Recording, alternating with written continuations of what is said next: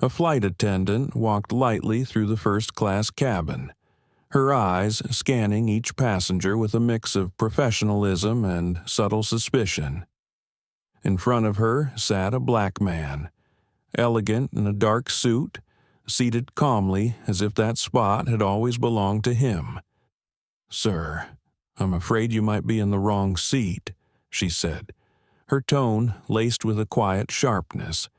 The man didn't say a word. He simply handed over his boarding pass with calm composure. She took it, her eyes flicking over the details. A flicker of confusion crossed her face. But instead of lingering, she gave a slight nod and walked away. The man leaned back, a soft smile playing on his lips. He didn't look the least bit worried. At Grandview Airport, the familiar chorus of announcements, rolling suitcases, and hurried conversations filled the air. The first-class lounge, by contrast, was a world apart quiet, cool, and laced with the scent of expensive coffee. In a quiet corner sat Nathaniel Carter, tablet in hand, occasionally pausing to reply to emails. His navy blue suit was impeccably tailored, and a leather briefcase rested neatly by his feet. He wasn't flashy, but his quiet confidence made heads turn. The lounge staff greeted him with respect, and he returned their greetings with a warm smile, sometimes even calling them by name if he remembered. He wasn't the kind of man who sought attention, yet his presence alone demanded it.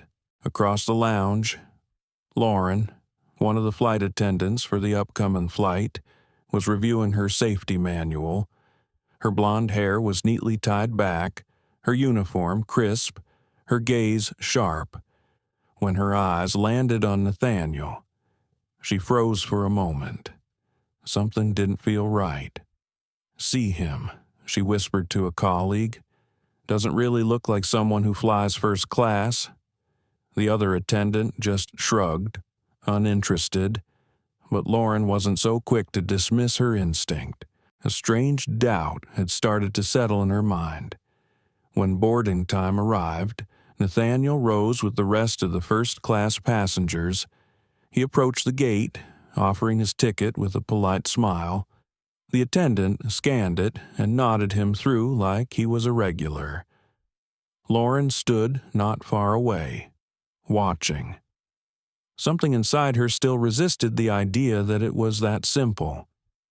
She'd seen errors before, people sneaking into first class, forged tickets, or incorrect bookings. She wasn't going to let this one slide.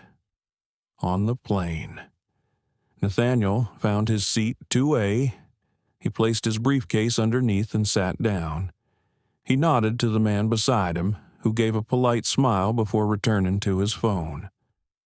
Lauren walked down the aisle, her eyes still fixed on Nathaniel. No flashy watch, no luxury accessories. His appearance was understated, confident that, to her, made him even more suspicious. His seat doesn't feel right, she murmured to another attendant. "He showed his ticket, didn't he?" the other replied, puzzled. What could be wrong? Lauren pressed her lips together, resolved. She trusted her gut, maintaining a professional expression. She approached seat 2A and tapped Nathaniel lightly on the shoulder. "Sir," she said, her voice calm but firm. "I need to verify your boarding pass again." Nathaniel looked up, his gaze serene. Without a trace of irritation, he reached into his pocket and handed her the ticket. "Of course," he said, his voice low and warm. Lauren examined it closely. Seat 2A first class. Name matched the manifest. Everything checked out, and yet the unease in her didn't fade. "I just need to confirm with ground staff," she added, returning the ticket. "Please, go ahead," he said with a smile, then returned to his tablet. Lauren walked away, a ripple of discomfort still in her chest. Everything was in order, but none of it felt right. Why couldn't she shake this feeling in the cabin? Nathaniel sat like a calm stone in a river of haste. He didn't need to prove anything.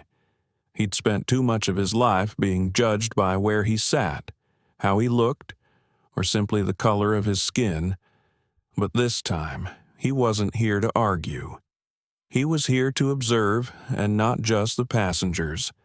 No one knew that Nathaniel wasn't just another businessman. He was the co-founder of Calderon Aviation, a company that owned more than 20 domestic and international routes. But today, he wasn't sitting in an office. He was conducting an undercover check on the inside. 2 weeks ago, he'd received an anonymous letter from a young flight attendant about a quiet culture of bias among the crew judging looks, uneven service, and random errors targeting passengers who didn't fit the usual first-class image. And so, he decided to test it himself. When Lauren returned to the cabin, she caught the eye of an older passenger who had witnessed her checking Nathaniel's ticket. The man frowned slightly, then looked away, a flicker of shame passing through his expression. Lauren noticed it, but still clung to her doubt. She couldn't deny that Nathaniel had done everything right, yet the feeling inside her still demanded a different explanation. What she didn't know was that just a few hours later, when the plane landed, she'd be called into the operations office at Langford Airport, where Nathaniel would remove his glasses, set his briefcase on the table, and introduce himself. Not as Nathaniel Carter, but as Kenneth D. Rowan, co-founder of Calderon Aviation, the man who had sat in seat 2A not to experience first class, but to find out how his company treated people like him. And Lauren, though not fired, would be required to attend another round of professional conduct training. Not for any overt misconduct, but for the unconscious bias that Kenneth had seen far too many times in his lifetime.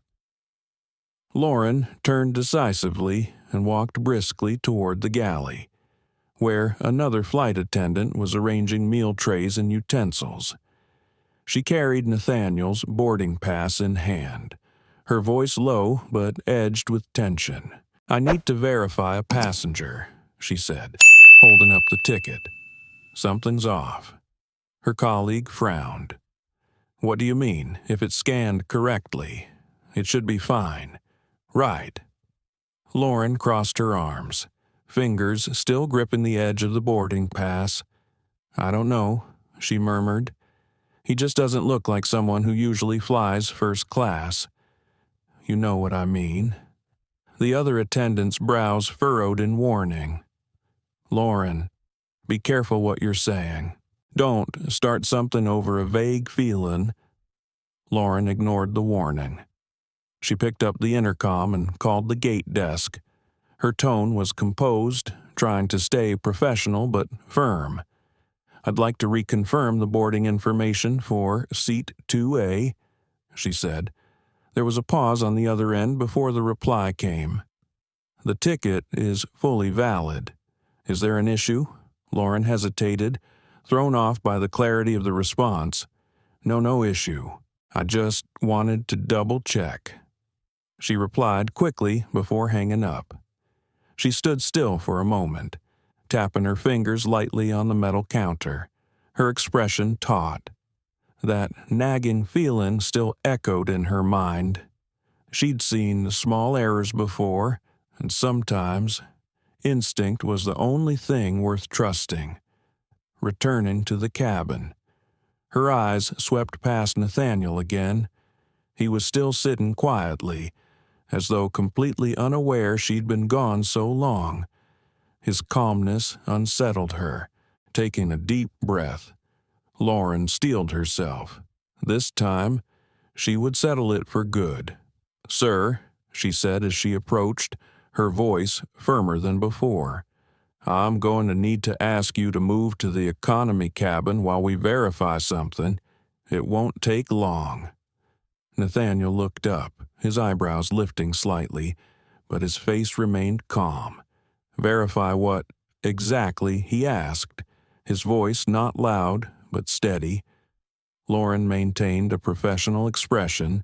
"There seems to be some confusion about the seat assignment. We just need to double-check." Nathaniel studied her for a moment, then nodded gently. "If that's necessary," he said. Rising with astonishing composure, he picked up his briefcase and walked slowly toward the economy cabin, showing no sign of frustration. A few passengers in first class began whispering. A woman, a row behind, leaned toward Lauren and said in a hushed voice, "Good. First class should have standards."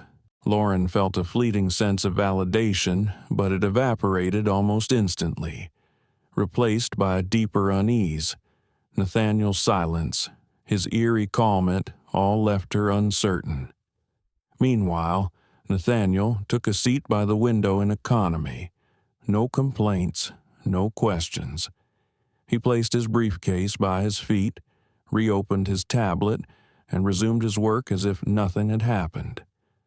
A young boy in the next seat stared curiously at his sleek leather briefcase. He pointed at it and giggled. Nathaniel turned, smiled warmly, and leaned in to chat with the child kind and natural. Other passengers began to notice. Some sneaked glances, some whispered. They bumped him down. "He doesn't look like trouble at all, back in first class." Lauren resumed her duties, but not everyone supported what she'd done. A few raised their eyebrows, others exchanged uncertain looks or shook their heads subtly. Her colleague from earlier quietly stepped up beside her. "Lauren," he said under his breath, "are you sure this was necessary?" "He didn't do anything wrong," Lauren replied calmly, but with a defensive edge to her voice. "I did what I thought was right. If everything checks out, hell come back. No harm done." Her colleague sighed, saying nothing more. The plane began taxiing and lifted into the sky. Lauren glanced toward the economy section where Nathaniel now sat. He never looked back. No anger, no discomfort. That silence, so peaceful it was almost eerie, made her uneasy. An hour into the flight, Lauren began her passenger checks. As she reached the economy cabin, her eyes flicked to Nathaniel. He was still typing on his tablet, looking relaxed. The young boy beside him was now babbling about the pen in Nathaniel's pocket. Nathaniel smiled, took the pen out, and handed it to the child to examine. Lauren paused. She didn't understand why, but that image made her chest sink. Something wasn't right, and this time it wasn't Nathaniel. No troublemaker behaved like that. Lauren stood in the small galley at the back of the cabin, quietly observing from a distance. For a fleeting moment, she wondered if she had judged too quickly. But then she reassured herself her instincts were usually right. Weren't they, a few minutes later? Martin, the lead flight attendant, approached with a printout from the internal system. "Hey," he said in a lowered voice, "meant to tell you earlier." I looked into that passenger Lauren glanced over, her heart tightening. "What about him?" Martin raised the paper, hesitating slightly. "He's on the airline's priority client list. Nathaniel Carter. His name's right there." Lauren furrowed her brows, trying to appear composed. "That list could just mean he flies a lot," she said, her voice edged.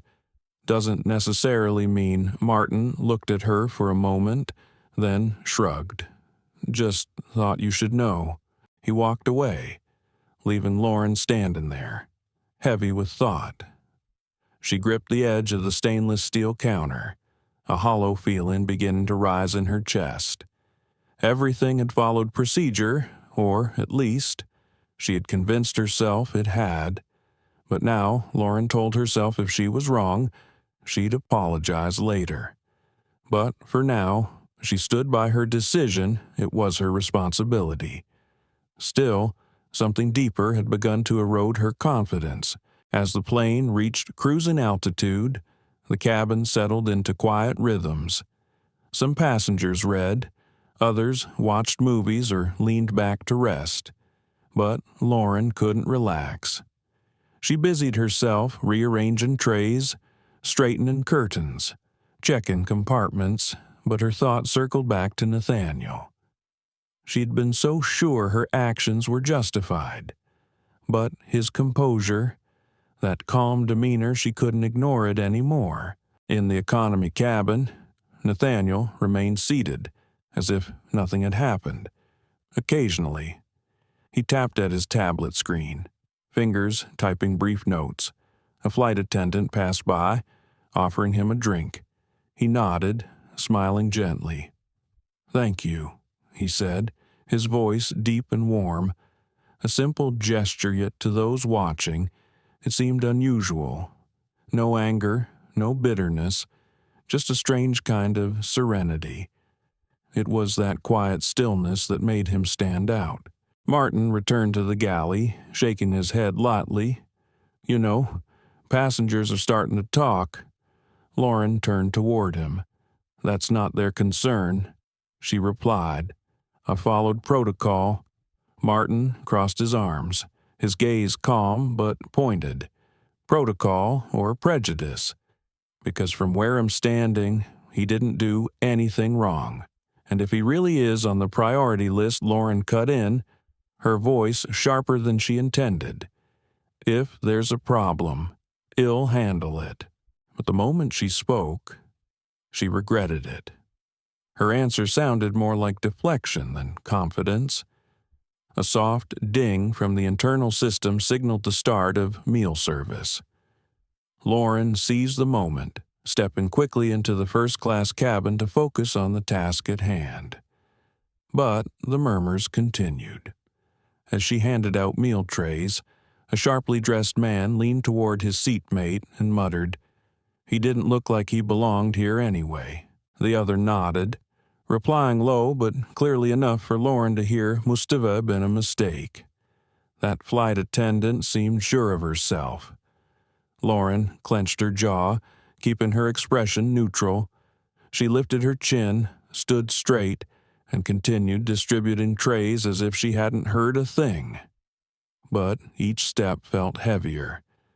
The discomfort in her gut grew harder to ignore. Meanwhile, in economy, Nathaniel took a final sip of water, closed his tablet, and leaned back. He hadn't once complained about being moved. That silence, to many, might seem like a mystery. A little boy in the row ahead peeked back, eyes bright with curiosity. "Are you a businessman?" the boy asked in a sweet, innocent voice. Nathaniel smiled, tilting his head. "You could say that." "Do you fly planes?" the boy asked again, even more eager. Nathaniel shook his head, eyes twinkling. "Not quite, but I do work with airplanes." The boy nodded seriously, then turned back around. Nathaniel smiled softly, his gaze returning to the screen in front of him, though his thoughts were clearly somewhere far beyond it. Lauren returned to the rear galley, but this time her steps lacked the confidence they once had. What had seemed like a simple situation was unraveling into something far more complicated. A composed, well-mannered man, fully legitimate in her, the one now facing a truth she didn't want to accept. She might have been wrong. "You're the boss, aren't you?" the little boy said, eyes still fixed on the shiny leather briefcase. Nathaniel smiled, his voice warm and steady. "Not exactly the boss, but I help keep things running smoothly." A simple answer, it enough to make a few nearby passengers glance at each other in quiet surprise. The way he spoke, gentle, but with something deeper beneath the surface, made people start to wonder who was this man, really, at the end of the cabin. Lauren was making her way down the aisle when she overheard the exchange. She froze, heart tightening in her chest. A creeping sense of doubt spread within her. She had been so certain she was doing the right thing, following her gut, trusting her instinct. But now, the very compass that once guided her felt misaligned. She turned back to the galley, each step heavier than the last. As she passed, her eyes flicked toward Nathaniel once more. He didn't look up. His head rested gently against the seat back, eyes half closed, as if waiting for something or someone to speak the truth. Each time Lauren glanced toward the economy cabin, Nathaniel's calm unsettled her further. He showed no anger, no resistance, not even quiet frustration. On the contrary, he radiated an almost unsettling peace, as if he knew something she didn't. That thought echoed in her mind like a whisper, slowly wearing down her confidence. Meanwhile, the murmurs in first class hadn't stopped. Emboldened by Lauren's earlier actions, a few passengers had grown louder. He probably bought an economy seat and tried his luck. A woman in an expensive blazer said to her companion. The other nodded. Exactly. You don't usually see someone like that up here. Good thing the flight attendant took care of it. Lauren heard every word. Part of her felt affirmed, but another part felt crushed. The bias in their tone mirrored something she hadn't wanted to admit, that all of this might have begun with her own assumption. At that moment, Martin returned to the galley, his face tight with unease. He held a tablet, placing it gently on the counter. You need to see this, he said, pulling up a screen in front of her. Lauren looked down. On the screen was a news article, just posted minutes ago. The headline was bold, aviation industry shaken as business mogul. Nathaniel Carter increases stake in Calderon Aviation. Below it was a photo of Nathaniel, smiling beside an aircraft bearing the company's logo. Lauren's heart plummeted. Her hands trembled as she read on. The article described him as a self-made billionaire, philanthropist, and recently, a major shareholder of the airline. A man known as the game changer of the industry, a leader whose mission emphasized dignity, equity, and respect. He owns this airline, Lauren whispered. Martin nodded, his eyes a mix of weariness and sympathy. Not just a VIP, as the boss, and you sent the owner of the airline to sit and coach. Lauren stood frozen. Everything she had believed unraveled in an instant. She had judged him by his appearance, his seat, by how he didn't look like the people she expected in first class. She had been wrong, indisputably, undeniably wrong. A long silence passed. Finally, she asked, voice tight and low, "What do I do now?" Martin met her eyes, his tone firm but not cold. "Start with an apology, and hope he's more gracious than most would be." Lauren swallowed hard. Her legs felt like stone, but she knew she couldn't hide. She had to face this. She had to make it right. She took a deep breath, adjusted her uniform, and stepped out of the galley heading toward economy, where Nathaniel Carter still sat in silence. Each step stretched longer than the last, as if the entire plane was watching her. A few passengers looked up, eyes curious, some puzzled. Lauren avoided eye contact with everyone. She focused on what lay ahead. Nathaniel, still seated near the aisle, seemed entirely unaware of the storm unfolding inside her. Nathaniel's face remained composed, but his eyes were sharp, observing, precise. He didn't look at her like someone issuing judgment. But somehow that made Lauren feel even more exposed. She could tell he already knew what she was about to say.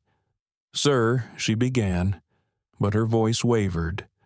She realized, in that moment, she didn't even know his last name, a clear sign she had never once considered him someone worth understanding. "I was wondering if I could speak with you for a moment, if you don't mind." Nathaniel closed his tablet gently, folding his hands over his lap with quiet poise. "Of course," he said, as polite as he had been during their first encounter. "What's this about?" Lauren hesitated. There was not a trace of anger or resentment in his tone, only civility, and somehow that made her shame even heavier. He was giving her the space to explain, and that grace made her feel worse. I'd like to apologize," she finally said, finding her voice again.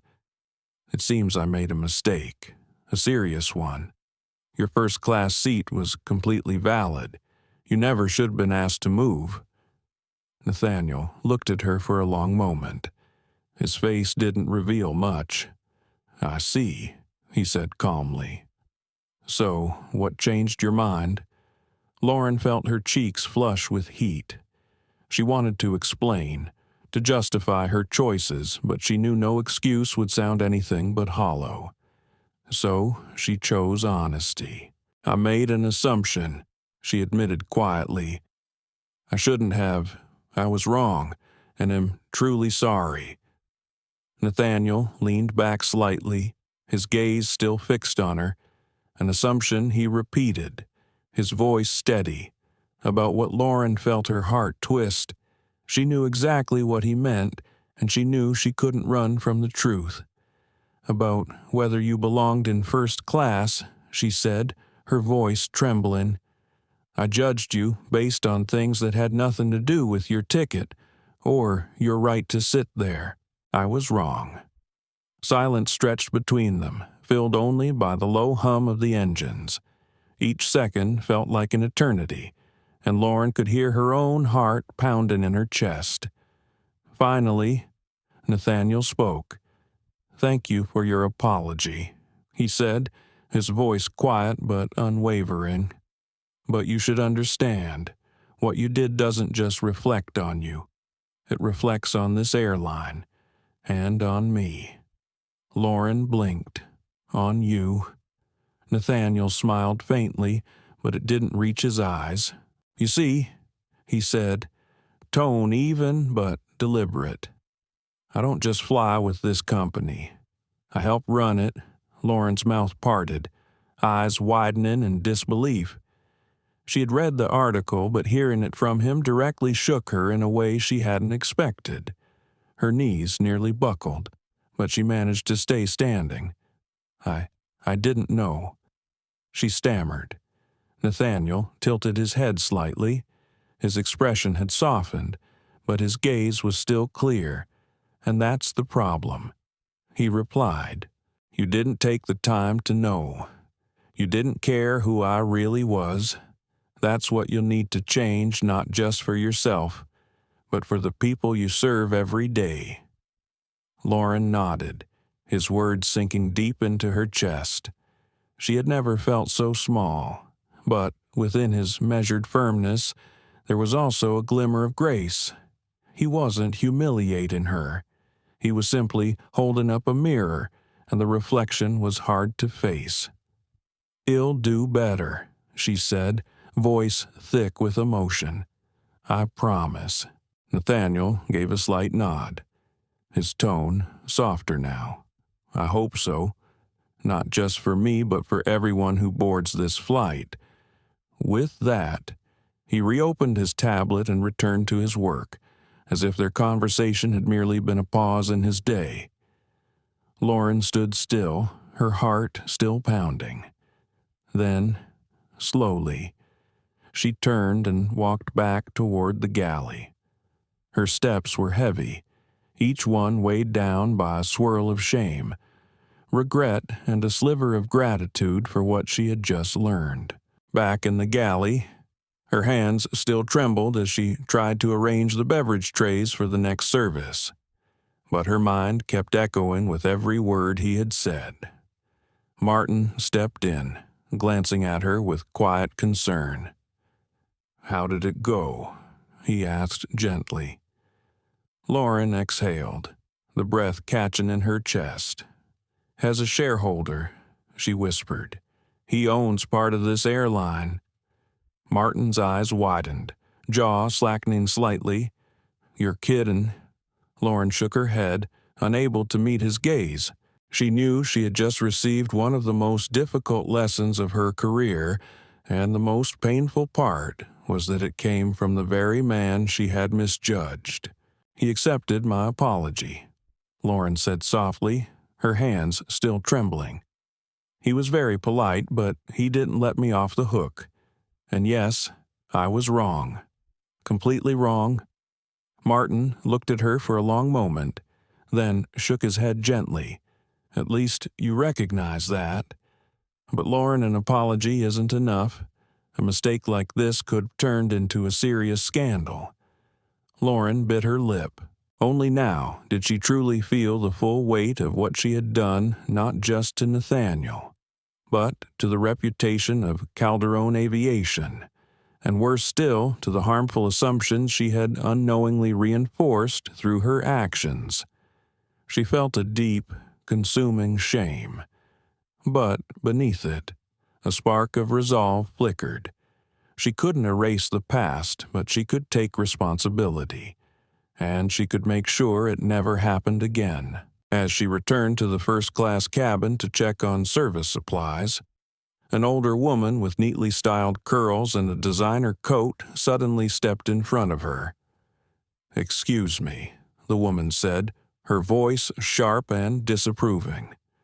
"What's going on with that man you moved to economy? I heard he might be coming back up here." Lauren paused, her heart rate spiking. "I'm sorry, Mom," she replied calmly but firmly. "I'm not permitted to share passengers' personal information, but everything has been resolved appropriately." The woman frowned. "Well, I certainly hope he's not being allowed back up just because he caused a fuss. First class is meant for people who belong." Lauren felt her face grow hot, not with shame this time, but with anger. For so long, she had excused her own bias as instinct. But now, hearing it spoken aloud bluntly and unapologetically someone else, she felt something different. She wanted to defend Nathaniel. "Mom," she said, her voice steady and low, "the seating is based on ticket and policy, not personal judgment. If he returns to this cabin, it will be because he has every right to be here." The woman huffed and turned away, clearly displeased, but Lauren didn't care. For the first time, she truly understood the damage done, not just to one man, but in enabling others to do the same. Her mistake had ripples.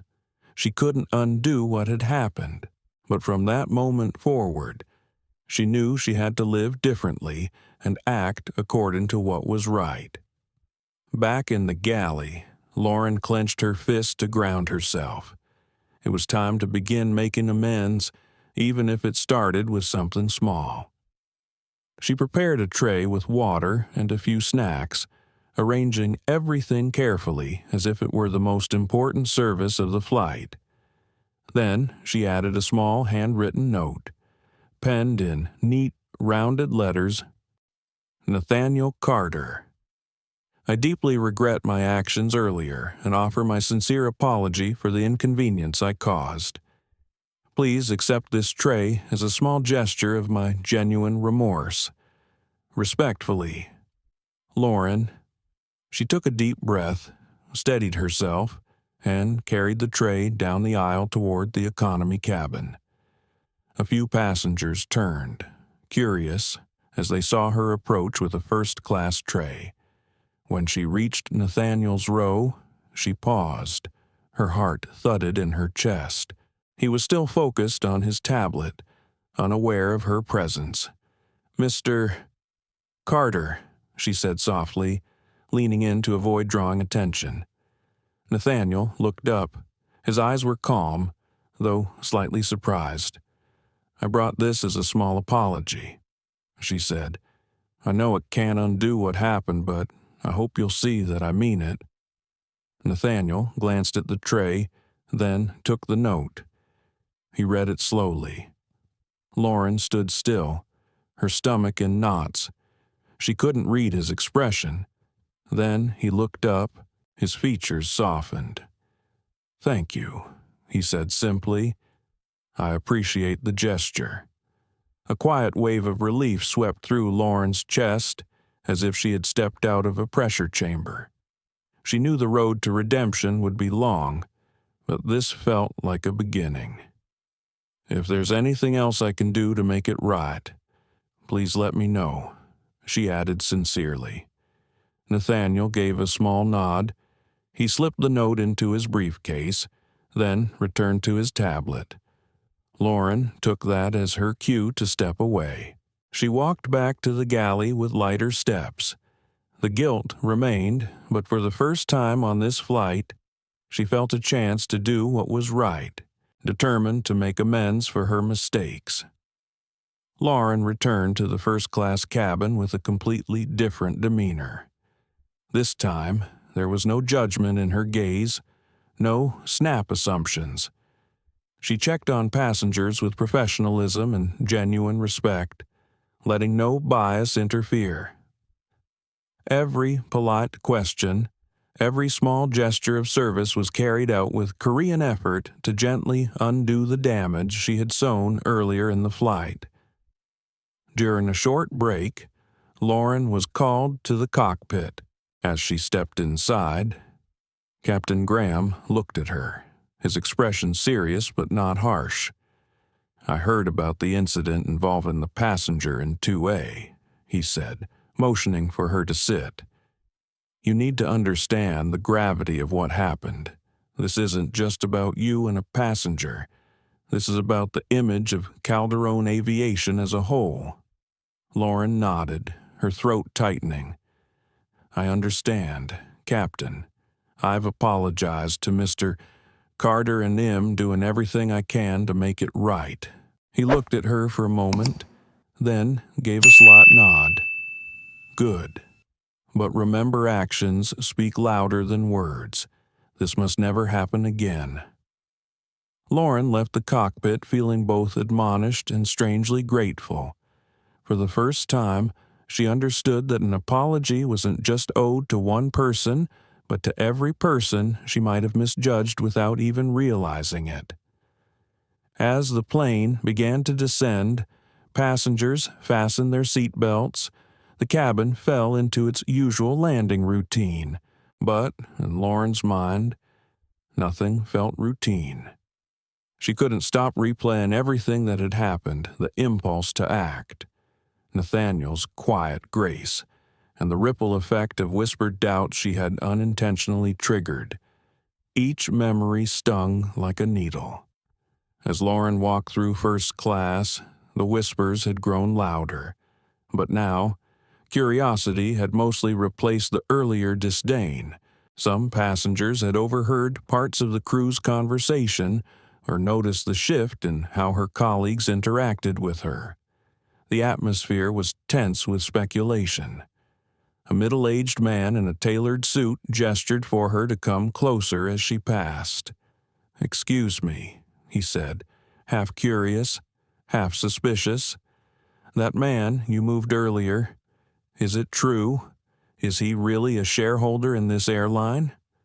Lauren hesitated. She knew the policy no disclosure of passenger information, but the man's eyes weren't just his own. They seemed to carry the weight of dozens more awaiting her response. "I can't confirm any specifics, sir," she replied calmly, "but I can assure you that every passenger on this flight is treated with respect and in accordance with policy." The man raised an eyebrow. "Respect. Then what exactly did I witness back there?" His words struck like a quiet punch. Lauren didn't answer. She only nodded, then stepped away, her heart aching, but not surprised. She knew she had left behind a stain that wouldn't be easily washed away. Back in economy. Nathaniel Carter remained seated, eyes on his tablet. He seemed untouched by the growing noise around him, but Lauren knew he knew everything. That composure wasn't ignorance. It was intentional. He had chosen not to escalate, not to humiliate anyone, not to put anyone on the spot, and that, more than anything, weighed heavily on her. Before landing, Lauren made her way to Nathaniel's seat one last time. Her heart pounded, as if she were walking into her final reckoning. "Mr. Carter," she said softly, leaning in. Nathaniel looked up, his eyes still calm and attentive. "We're about to land. I wanted to personally invite you back to the first-class cabin, if you'd like." He looked at her for a moment, as though considering something. Then, gently but firmly, he shook his head. "That won't be necessary." He replied, "I'm fine right here." Lauren blinked. "Surprised?" I just wanted to make sure you were comfortable." Nathaniel gently interrupted, his voice not angry, just full of clarity and understanding. "This was never about the seat," Nathaniel said, his voice calm but steady. "It never was. It's about what happened afterward." Lauren felt her throat tighten. His words cut through the surface of her guilt like a scalpel clean, direct and true. She nodded, saying nothing, but inside, she understood deeply. That nod wasn't just an admission of fault. It was an acceptance of a lesson whose weight extended far beyond the moment itself. "I understand," she said softly, her voice still trembling but sincere. "Thank you for your patience." Nathaniel smiled a courteous, gentle, and genuinely kind smile. "You're learning," he said, with quiet encouragement, "and that's what matters." Lauren felt her chest tighten, not from shame, but from a strange and stirring sense of hope. She had braced herself for anger, for blame. Instead, Nathaniel had offered grace, trust, and a chance to become better. As the plane began its descent, Lauren returned to her duties not simply to complete tasks, but with the intention of truly learning from each moment. She watched her passengers closely, not just their requests, but their eyes, their expressions, the unspoken needs behind the spoken words. For the first time in her career, Lauren fully grasped the depth of her role. She wasn't just there to serve or ensure safety. She was there to offer dignity, respect, and humanity to every person she encountered. When the plane landed and passengers began standing, retrieving bags, preparing to disembark, Lauren's heart beat faster. She knew the moment was near. Nathaniel would walk past. Would he say anything, offer a final word, or simply walk away? He approached with his usual calm demeanor. Just before stepping into the jet bridge, he paused and turned, meeting her eyes. "Lauren," he said gently, but with unmistakable weight. "Thank you for the lesson." She stood frozen. Her chest swelled with an emotion she couldn't name. Before she could find the words to respond, Nathaniel turned away, disappearing into the flow of the terminal crowd, leaving behind a moment that would stay with her forever. Not for its shame, but for its quiet, profound encouragement. Lauren remained standing, watching him fade into the bustle. Inside her was a swirl of gratitude, resolve, and lightness. This was not the end. This was the beginning. As the cabin emptied, she bent down to fold blankets, check compartments, and tidy stray items. Every action now carried a new meaning. Her role was no longer just about safety and service. She saw herself now as a representative of fairness and compassion. 30,000 feet in the air. The atmosphere had changed. 2. The crew moved about quietly, as if each of them had felt the subtle impact of something important that had just taken place. Martin approached, pillow in hand. His voice was soft. "You all right?" Lauren nodded, though her gaze was distant. "I will be," she said. I can't stop thinking about what just happened. How quickly I acted without really thinking." Martin gave a small, understanding smile. "But you saw it. A lot of people don't. They'll make excuses, brush it off, and keep going like nothing happened." Lauren shook her head. Voice firm, "I can't do that. I've been in this job long enough to know if I don't change, I become part of the problem, and I let unconscious bias take the wheel. That's not the kind of person I want to be," Lauren murmured, more to herself than anyone else. Martin gave her a light pat on the shoulder. "If it's any comfort, I think he saw your sincerity. And that at least still means something." Lauren tried to smile, but her thoughts were still with Nathaniel. The words he had spoken calm, measured, never cruel, felt like a mirror held up to her face, forcing her to see what she had ignored. It was a lesson she knew she'd never forget. After the passengers had disembarked and the cabin was cleaned and reset, the entire crew gathered near the aircraft door for a quick post-flight debrief. Captain Graham arrived with his usual composed authority. After a few operational notes, he paused, his gaze landing on Lauren.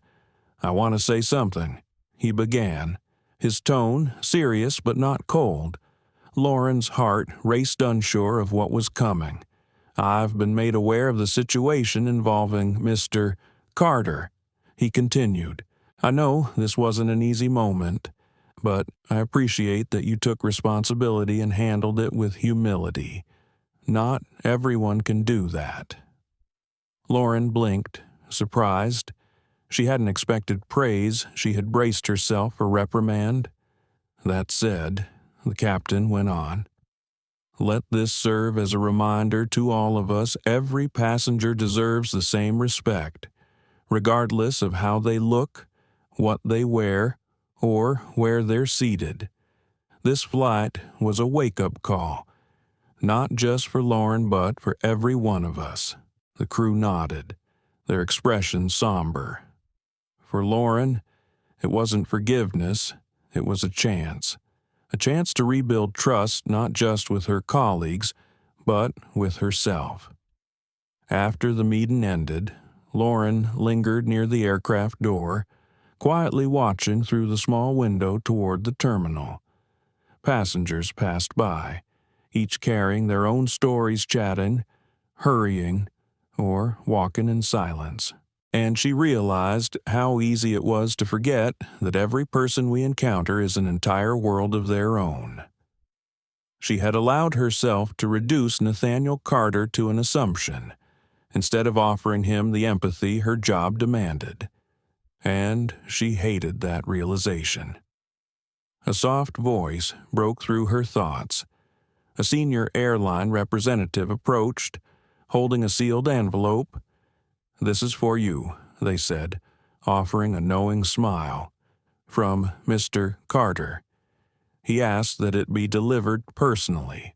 Lauren accepted the envelope, her heart pounding. Her hands trembled slightly as she opened it. Inside was a thick sheet of stationery, handwritten, with the Calderon Aviation watermark subtly embossed at the top. "Lauren, thank you for your apology and for taking responsibility. It takes courage to admit when we're wrong, and I hope this experience encourages you to see people with your heart, not your assumptions. We are all still learning, and I believe you have the ability to grow and evolve from this. Keep striving to be better. Matters more than you think. Sincerely, Nathaniel Carter. Lauren stared at the note for a long time. Her eyes blurred. He had every reason to be angry, to turn away, to file a complaint, but instead of punishment, Nathaniel had chosen grace. She folded the letter carefully and tucked it into her breast pocket like a keepsake.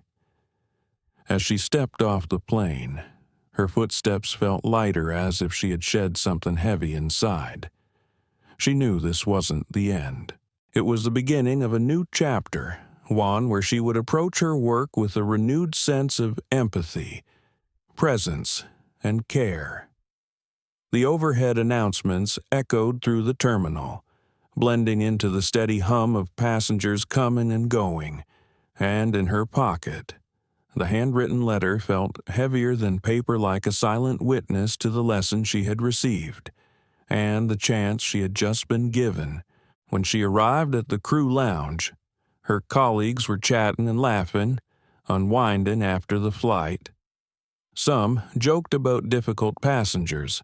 Others made plans for after their shift, but Lauren stayed quiet. She listened, and in her mind, one phrase kept echoing. Keep striving to be better. It matters more than you think. Lauren sat quietly in the corner of the crew lounge, her eyes staring into the distance as if trying to anchor herself amid a tide of tangled thoughts. This wasn't about a seat anymore, or a boarding pass.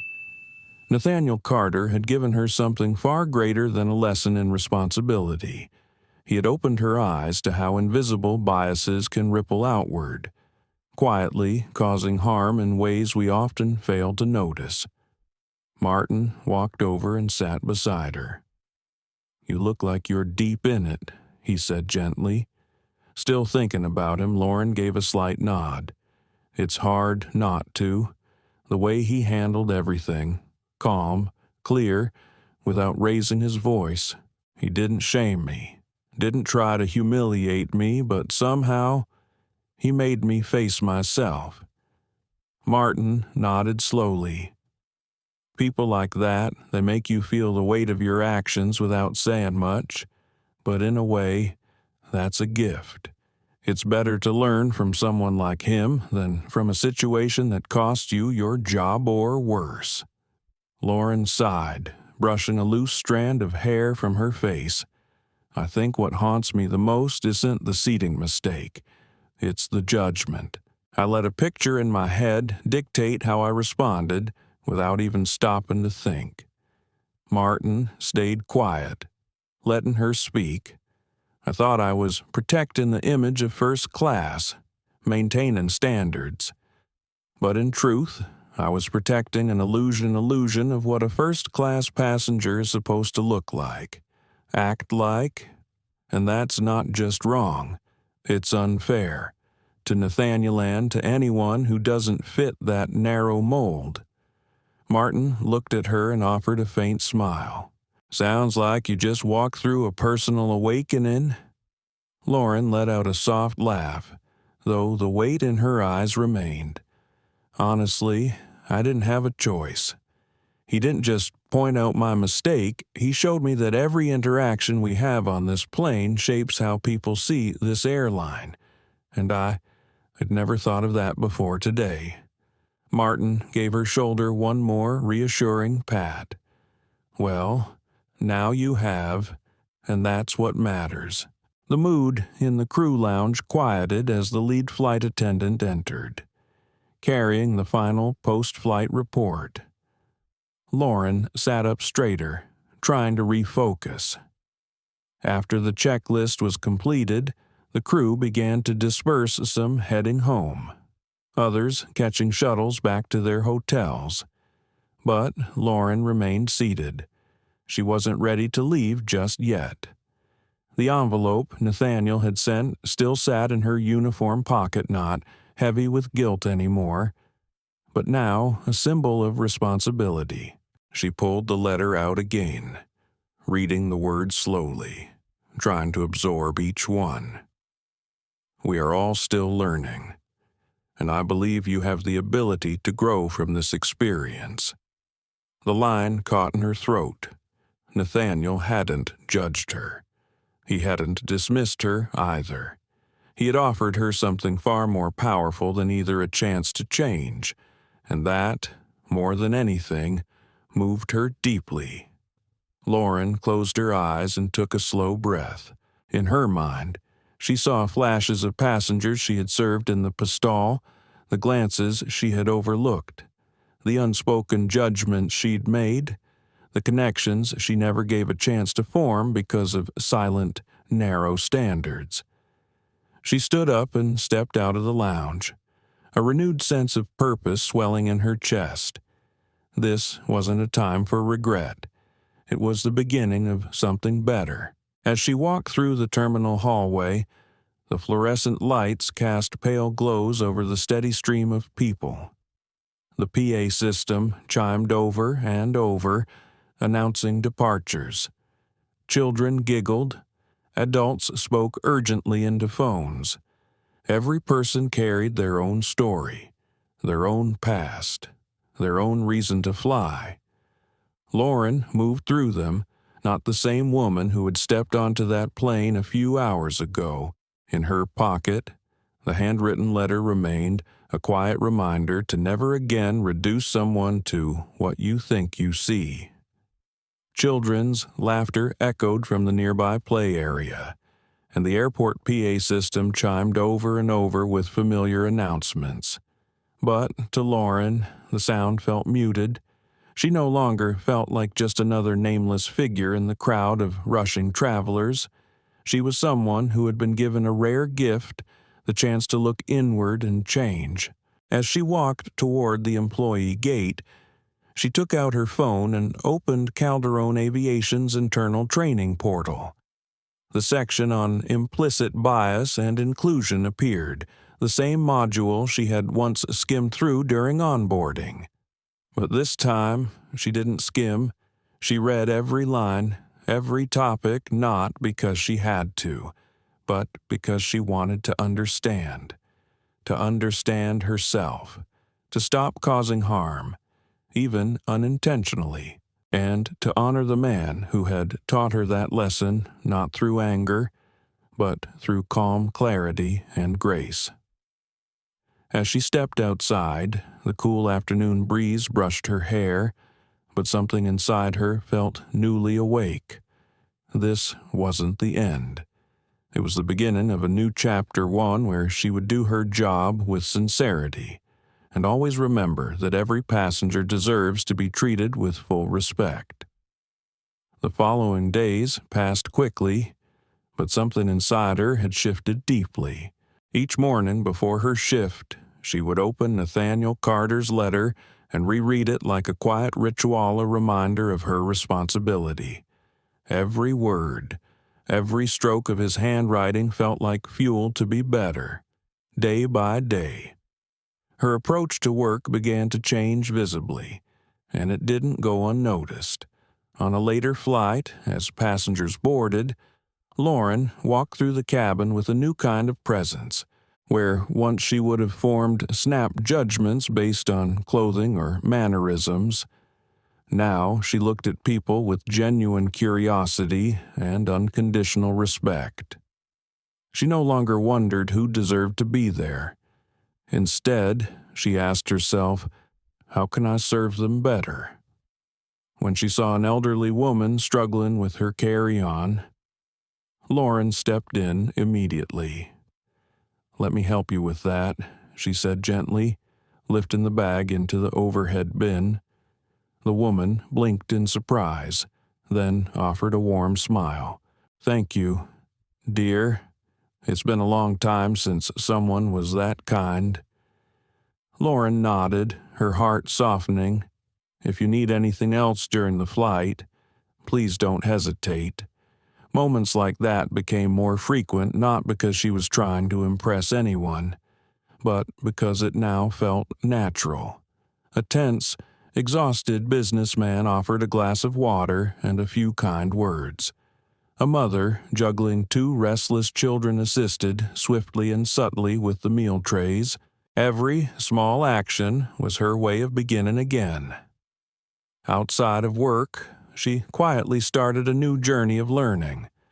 Lauren enrolled in internal training courses on emotional intelligence and unconscious bias, the ones she used to dismiss as academic or theoretical. It wasn't long before others noticed. After one flight, her supervisor approached her in the crew lounge. "Lauren," he said, voice both curious and warm, "I've noticed something different about you lately. You've always been professional, but now there's something else. A clarity, an intentionality." "Would you mind sharing what changed?" Lauren paused for a moment, then smiled. This wasn't just her story anymore. It was a chance to inspire someone else. "Something happened a few flights ago," she began, her voice steady. "I made a big mistake. I misjudged someone just based on appearance. But instead of getting angry, that person taught me a lesson about grace and about myself." The supervisor nodded, thoughtful. "Not many people reflect like that," he said, "and that's exactly what this industry needs more of." Lauren smiled, feeling, for the first time, a quiet kind of affirmation. "I still have a lot to learn," she said softly, "but I've started." "Keep it up," her manager said, giving her shoulder a light tap. "You're becoming a great example for the entire team." Lauren smiled, feeling a quiet but growing sense of confidence within herself. On this new journey, she found herself thinking often of Nathaniel Carter. She wondered if he had any idea of the changes she was making, whether he ever thought back to the brief moment they had shared. A part of her hoped they might cross paths again, not to revisit the mistake, but so that he could see just how profoundly his lesson had reshaped her. But even if they never met again, the words he'd written followed her every day, guiding her through each decision, each interaction with a passenger, on every flight thereafter. Lauren boarded the plane with her head held high, carrying a renewed mission. Every passenger deserves the same dignity and kindness she was once shown. Her job was no longer just a job. It was an opportunity to make the skies a more compassionate place, one flight at a time. As time passed, Lauren noticed that the change wasn't just in how she worked, but in how she saw herself. She used to believe she was a good flight attendant, by the book, polished, professional, focused on safety. But since meeting Nathaniel, she had to confront a hard truth. She had been operating on autopilot, letting unconscious biases and first impressions silently steer her without even realizing it. One evening, after her shift, she sat alone in her small apartment, a cup of tea cooling in front of her. On her laptop, a video from the diversity and inclusion seminar she was taking played softly. The presenter spoke about unconscious bias, those deeply rooted beliefs that guide our actions without us even knowing. Lauren paused the video, leaning back in her chair. The words struck something deep within her. That was it. She had never meant to judge anyone, but it was the lack of awareness that had caused the harm. She no longer made excuses. It wasn't justification. It was a wake-up call. She reached for the letter Nathaniel had written, a permanent fixture on her desk. Her fingers ran over the embossed Calderon Aviation logo before resting on the familiar line. "We are all still learning. And I believe you have the ability to grow from this experience." Lauren set the letter down, her heart full. She remembered how he could have escalated everything, filed a complaint, had her disciplined or even fired. But he didn't. He had chosen to teach her through grace not to downplay her mistake, but to offer her the rarest gift the chance to change. To Lauren, that wasn't just forgiveness. That was leadership with dignity. The next morning, Lauren arrived at the airport earlier than usual, a habit she'd quietly adopted. She stopped by the small crew library near the team lounge. On the shelf, she pulled out a book the workshop facilitator had mentioned, Blind Spot Hidden Biases of Good People. The opening lines stopped her cold. Even good people carry bias. Recognizing that isn't about blame, it's about growth. As she stepped onto the plane that day, Lauren felt a shift within her. She began to notice the small things: her tone, her eye contact, the way she greeted people. Was her voice consistent? Was she unintentionally overlooking someone in first class? A young man in a hoodie and jeans sat quietly, headphones resting around his neck. For a moment, an old reflex flickered. But this time, Lauren saw it and chose differently. And she smiled. She walked toward him, resisting judgment, letting no article of clothing decide how he should be treated. "Good afternoon," she said warmly. "How's your flight going so far?" The young man looked up, surprised but pleased.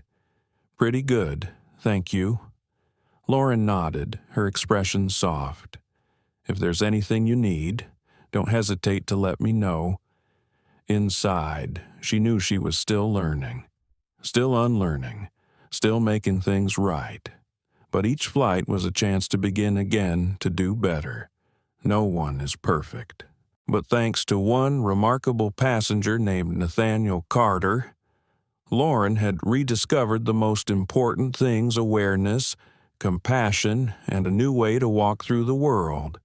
The young man in first class, wearing a hoodie and headphones around his neck, didn't fit the image of a typical first-class passenger Lauren once carried. But this time, she caught the thought and immediately let it go. She offered him a warm, genuine smile. "Is there anything I can get you?" she asked gently. The young man looked up, a little surprised, but returned her smile. "Just a glass of water?" "Thank you." Lauren walked away and returned with the water, noticing how his expression softened, how his eyes looked just a little lighter, as if he hadn't expected kindness, but deeply appreciated it when it came. It was just a fleeting moment, but it reminded her of the true value of the work she did. Not long after, a tired-looking middle-aged woman motioned for Lauren's help. "Sorry to bother you," she said, her voice worn. "My daughter won't stop crying, and I don't know what else to do." "Do you have any suggestions?" Lauren crouched slightly, her voice calm and kind. "Let me see what I can do."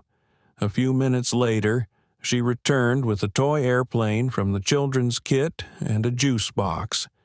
She knelt beside the little girl, handing them over gently. The child slowly stopped crying, her gaze fixed on the toy, tiny hands clutching the juice. The mother looked at Lauren, eyes brimming with gratitude. "You have no idea how much this means to me." Lauren smiled. "It's no trouble at all. If there's anything else you need, just let me know." Back in the galley, she felt a deep but quiet sense of peace, not just from completing a task, but from making a difference for someone, no matter how small. Later that evening, after the plane had landed and passengers had disembarked, Lauren lingered to help tidy up the cabin. As she folded a forgotten blanket, Martin approached, his expression curious. "You've really changed lately," he said, "in a good way. You're more present, more intentional. Something shift for you." Lauren paused for a moment. Then she answered, "I think I finally started paying attention. To myself, to the passengers, and to what this job really means. Martin nodded, a soft smile tugging at his lips. Hold on to that. It's powerful. Lauren returned the smile, this time with confidence. As she stepped off the plane and into the quiet terminal, she reflected on how far she had come and how far she still wanted to go. She didn't know if she'd ever see Nathaniel again, but if she did, she hoped he'd see that his words had truly changed her. But Lauren's impact wasn't just limited to the passengers. Her shift in attitude began to ripple outward to the entire crew. The way she paid attention to the smallest details, spoke with calm kindness, and moved with quiet grace didn't go unnoticed. And on one flight, that impact became more visible than ever. The plane was nearly full, and the cabin buzzed with tension as passengers boarded. In first class, an older man in a crisp suit scowled when he saw a young couple take the seats across from him. They looked to be in their 20s, dressed in matching hoodies and sneakers, chatting and laughing casually. The man raised his hand to call Lauren over, his tone sharp. "You," he said curtly. "Are you sure those two are in the right seats? First class should have standards. And clearly," he motioned with his chin toward the couple, "this isn't it." The couple immediately fell silent. Their eyes met and their faces dimmed. They'd heard him. Every word. Lauren felt something tighten in her chest, a familiar echo of the person she once was. But she took a breath. She had learned, and this time, she knew what to do. "Sir," she said, her voice steady but firm. "Every passenger in first class today has a valid ticket and deserves to be treated with equal respect. Not only do they meet the standards, you'll find they belong here just as much as anyone else." The man froze. He looked like he wanted to say more, but Lauren's gaze didn't waver. It wasn't harsh. It wasn't confrontational. It was the quiet certainty of someone who had grown. With a low huff, the man turned away.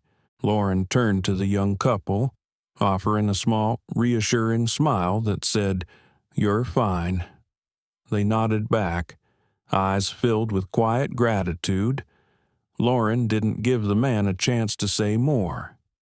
She turned to the young couple, a soft smile forming on her face. "Welcome aboard," she said gently. "If you need anything at all during the flight, just let me know." The couple nodded, returning her smile. The tension around them seemed to dissolve. As Lauren resumed her duties, she noticed that other passengers in first class were quietly watching her. Their expressions had shifted from skepticism to silent approval. It was just a small moment, but it carried weight. A reminder that fairness and respect could shift the energy in a room not through force, but through presence. Back in the galley, Martin gently tugged at her sleeve. "What you just did, that was impressive," he said, shaking his head slightly as if he still couldn't believe it. "I've never seen anyone handle something like that so calm, so clear, and still so kind." Lauren shrugged, a small smile on her lips. It wasn't about sounding polished. She replied, "I just wanted to do what's right. People always notice how you treat others, even if they don't say anything. That man hell think twice before saying something like that again. And that couple, they'll feel like they belong here. That's what matters." Martin nodded, admiration in his eyes. "I think you've really figured it out." Lauren smiled quietly. She knew the journey was still long. There would still be moments when old habits and unconscious doubts tried to resurface. But every time she felt herself slipping, she would remember Nathaniel and the grace he had offered her.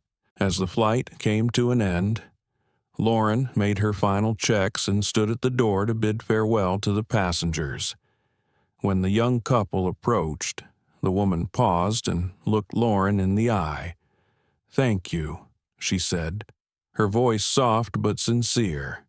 "I heard everything. The way you stood up for us, it meant a lot."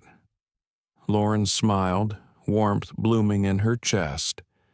"Thank you. I hope you both have a wonderful journey."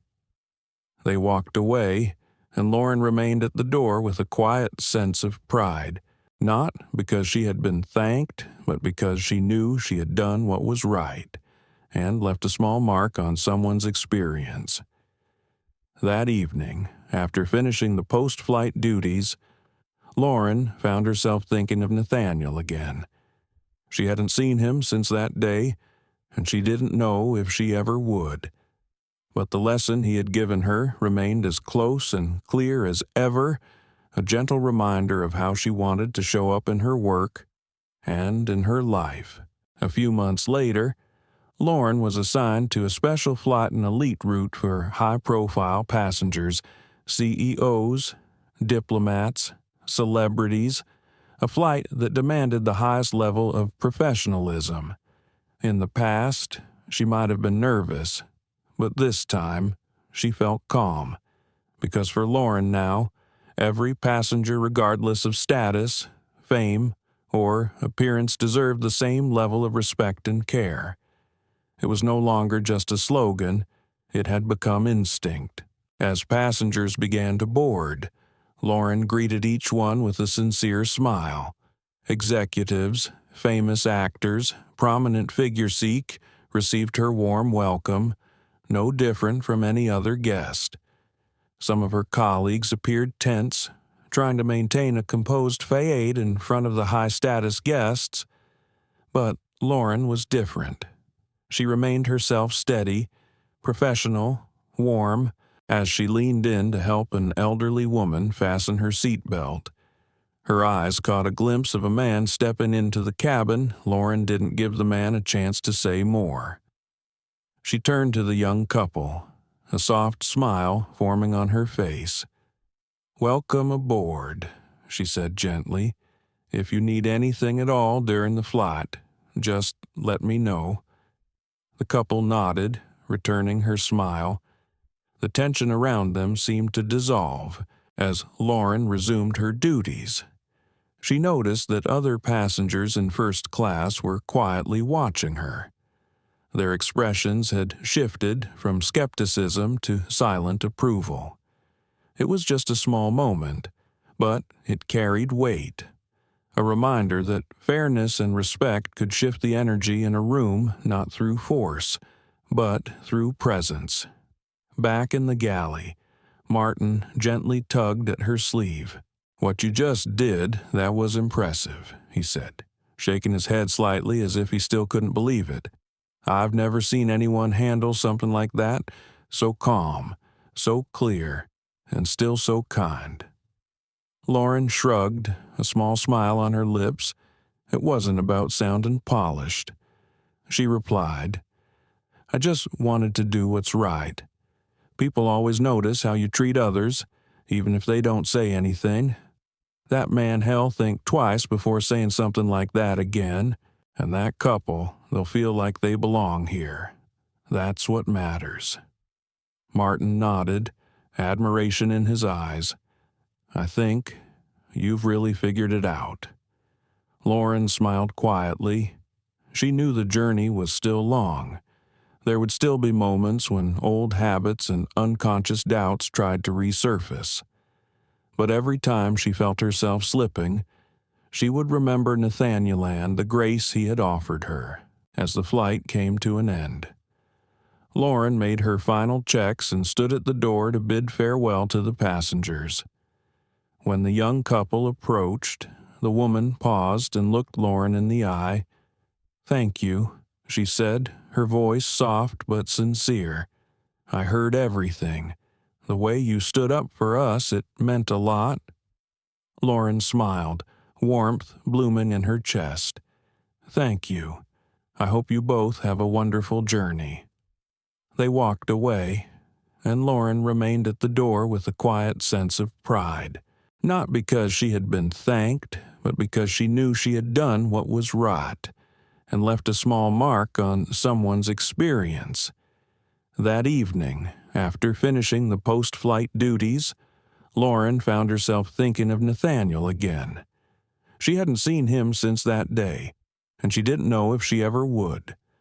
But the lesson he had given her remained as close and clear as ever, a gentle reminder of how she wanted to show up in her work and in her life. A few months later, Lauren was assigned to a special flight and elite route for high-profile passengers, CEOs, diplomats, celebrities, a flight that demanded the highest level of professionalism. In the past, she might have been nervous, but this time she felt calm, because for Lauren now, every passenger, regardless of status, fame, or appearance, deserved the same level of respect and care. It was no longer just a slogan, it had become instinct. As passengers began to board, Lauren greeted each one with a sincere smile. Executives, famous actors, prominent figures received her warm welcome, no different from any other guest. Some of her colleagues appeared tense, trying to maintain a composed facade in front of the high-status guests. But Lauren was different. She remained herself, steady, professional, warm. As she leaned in to help an elderly woman fasten her seatbelt, her eyes caught a glimpse of a man stepping into the cabin. Lauren returned to the cabin, preparing for takeoff. When she caught sight of the next passenger boarding, her heart seemed to stop. Nathaniel Carter.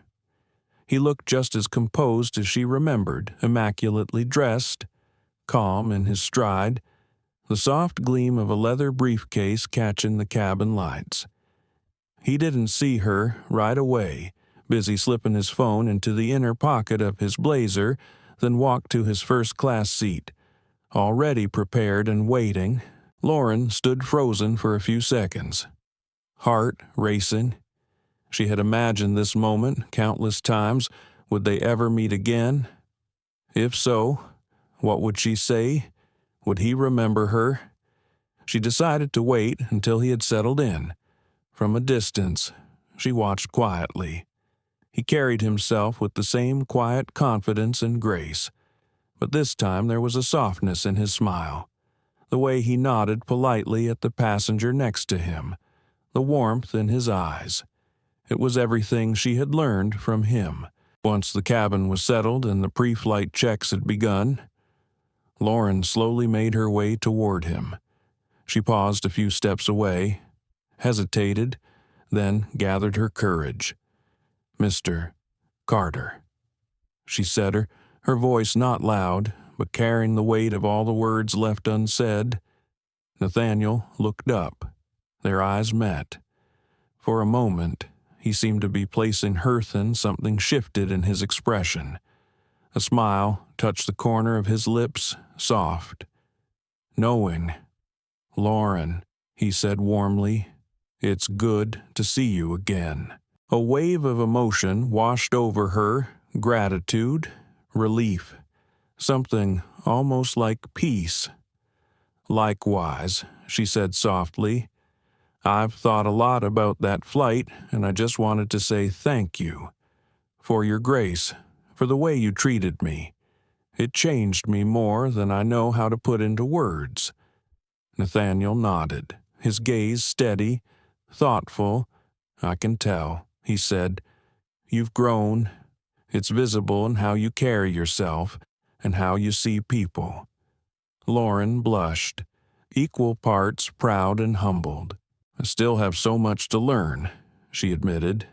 "But every day, I remind myself of what you taught me, that everyone deserves respect, without condition."